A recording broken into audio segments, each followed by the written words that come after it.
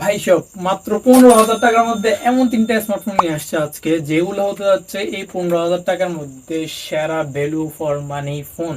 তো value for money phone বলার কারণ হচ্ছে একটাই কারণে, এখানে আমরা বড় সড়ক ডিসপ্লে, 144 হার্জ রিফ্রেশ রেট সহ 7,000 মিলি এম্পিয়ার বড় ব্যাটারি অ্যান্ড পাওয়ারফুল চিপসেট সহ ফোনগুলো পাচ্ছি। তো চলুন আমরা জেনে আসি কি কি ফোন নিয়ে আজকে আলোচনা করব। আসসালামু আলাইকুম, আমি ফাহিম চৌধুরী বরাবর তো টেক ইন্টেলিজেন্স থেকে নতুন আরো একটি ভিডিও নিয়ে আপনাদের সামনে উপস্থিত হয়েছি। শুরুতে আমরা যে ফোনটি নিয়ে কথা বলবো সেটি হচ্ছে রেডমি 15। এই ফোনটিতে আমরা 6.9 ইঞ্চির একটি ফুল এইচডি প্লাস রেজুলেশনের আইপিএস এলসিডি ডিসপ্লে পেয়ে যাবো, যেটার মাধ্যমে কিন্তু আমরা 144 রিফ্রেশ রেট পাবো। অ্যান্ড এখানে রয়েছে 7,000 মিলি এম্পিয়ার বড় সড়ো ব্যাটারি, এর মাধ্যমে আমরা 2 দিন ব্যাকআপ পেয়ে যাবো ইজিলি। অ্যান্ড এখানে এসওসি হিসেবে থাকছে স্ন্যাপড্রাগন 685 এর মতো পাওয়ারফুল প্রসেসর, যেটার মাধ্যমে আমরা ফ্রি ফায়ারের মতো গেমস গুলো ইজিলি হ্যান্ডেল করতে পারবো, আর দৈনন্দিন সোশ্যাল মিডিয়া অ্যাপস গুলো খুব ভালোভাবে হ্যান্ডেল করতে পারবো। ক্যামেরা সেকশনে এখানে রয়েছে 50 মেগাপিক্সেলের মেইন শুটার, যেটার মাধ্যমে আমরা ডেইলি লাইফের ছবি ভিডিওগ্রাফি এটা দিয়ে হ্যান্ডেল করতে পারবো। সেকেন্ডে আমরা যে ফোনটি নিয়ে কথা বলবো সেটা হচ্ছে টেকনো স্পার্ক 40। এই ফোনটিতে 6.78 ইঞ্চির একটি আইপিএস এলসিডি ডিসপ্লে রয়েছে, যেটার রেজলিউশন হচ্ছে এইচডি প্লাস। অ্যান্ড এখানে আমরা 120 হার্জ রিফ্রেশ রেট পাবো। অ্যান্ড ব্যাটারি সেকশনে যদি খেয়াল করি, এখানেও 7,000 মিলি এম্পিয়ার বড় সড়ো ব্যাটারি থাকছে।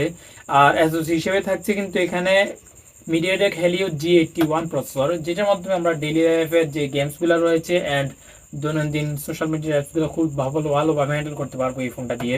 আর এই ফোনটাতেও কিন্তু 50 মেগাপিক্সেলের মেন শুটার রয়েছে, যেটার মাধ্যমে আমরা ফটোগ্রাফি ভিডিওগ্রাফি ডেইলি লাইফের যেই কার্যকরী জিনিসগুলো রয়েছে ওগুলো হ্যান্ডেল করতে পারবো।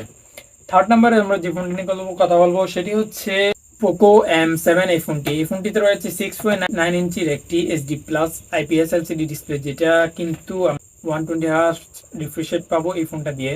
আর এই ফোনটাতে আমরা 7,000 মিলি এম্পিয়ারের ব্যাটারি পেয়ে যাবো, যেটার মাধ্যমে আমরা 2 দিন ব্যাকআপ পাওয়া অবশ্যই সম্ভব। অ্যান্ড এসওসি হিসেবে এখানেও থাকছে স্ন্যাপড্রাগন 4 Gen 2 এর প্রসেসর, যেটার মাধ্যমে আমরা ফ্রি ফায়ার মতো গেমসগুলো হ্যান্ডেল করতে পারবো। অ্যান্ড হচ্ছে এখানে অন্যান্য দৈনন্দিন জীবনের কাজগুলো হ্যান্ডেল করতে পারবো খুব ভালোভাবে।